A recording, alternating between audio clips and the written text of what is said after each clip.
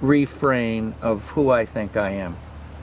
At one point, I made a cartoon bio of myself, and it has sort of 5 characters. Here was the guy in the military, and my more magical self, my more artistic and draftsman self, my permaculture self, where I live in this beautiful shire. And what came from that was another understanding of my purpose, to stage the genius of others. And if you don't have a simple purpose like that, which you do, of course, you just may not have taken time to create it. So take some time for that. Some of the things that sprung my life open, you know, like when was the first time I decided I was living inside a program and to get out of it? When was the first time I decided to be the scriptwriter of my own life? When was the first time I got out of the box about the future I thought I wanted, you know? How do I make my life an adventure? And am I engaged then in the work of a destiny, my destiny, your destiny? Did you even know you were allowed to have a destiny? Think about that. Okay, here's an action bio. Here's a regular corporate kind of bio, you know, I did this, there, kind of thing. Big deal. Again, pretty compelling photo of my interest to be half in nature and half inside. And notice how many objects of play there are here. Here's the picture that wrote that poem a minute ago of me sitting in my normal place of business with all the things I love around me, and my master here, the earth, placed on the wall in a very auspicious place around me. So some photographs of you in your setting, think of that, photographs of you in your setting can make a huge difference in how you understand who you are. There's a picture that I did on a computer, but moreover, it doesn't really say anything specifically in words, but it lets you know what my level of reverence is for doing something really great with planet Earth. And the glow of it and the majesty of it are all completely important.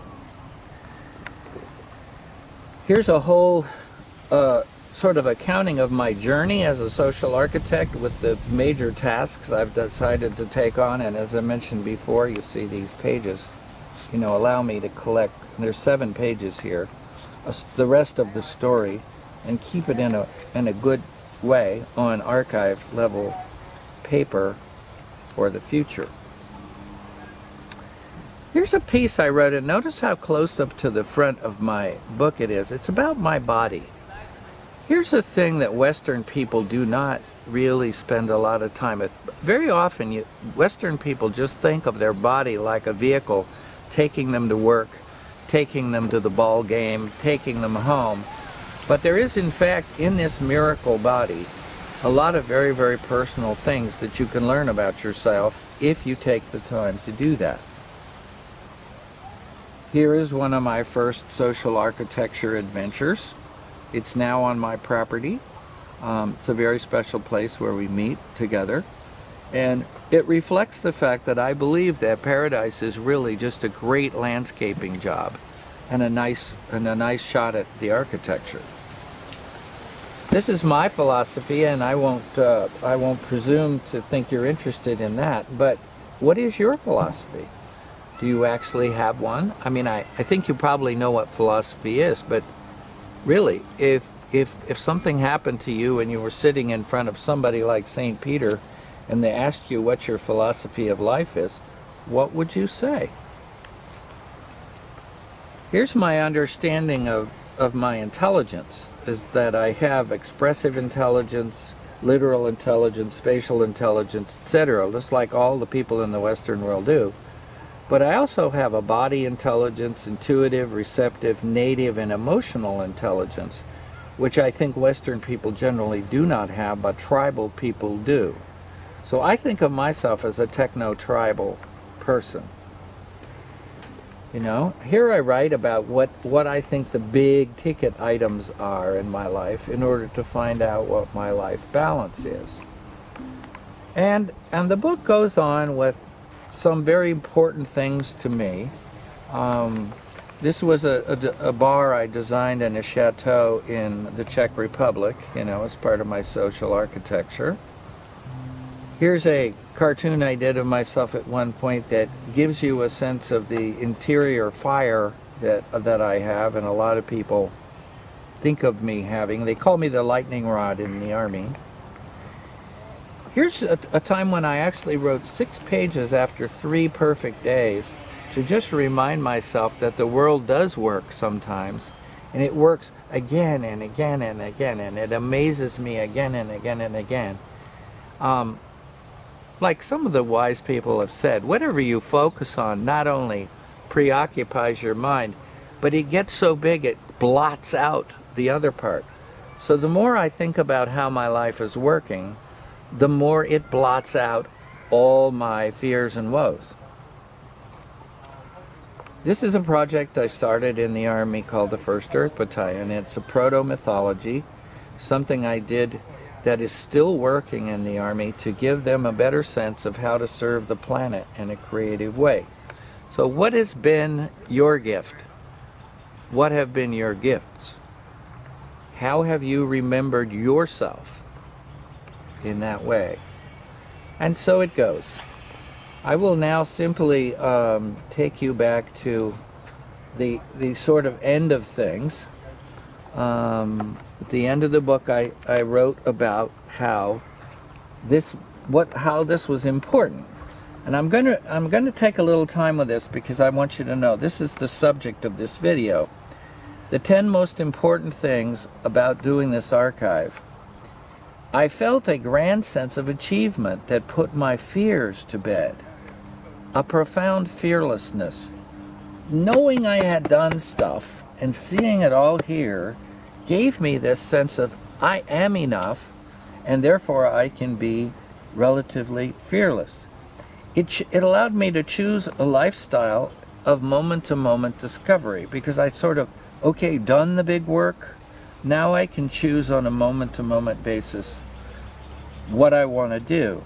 I found out I was a genuine original, and you may not think that you're the best at something than anybody in the world.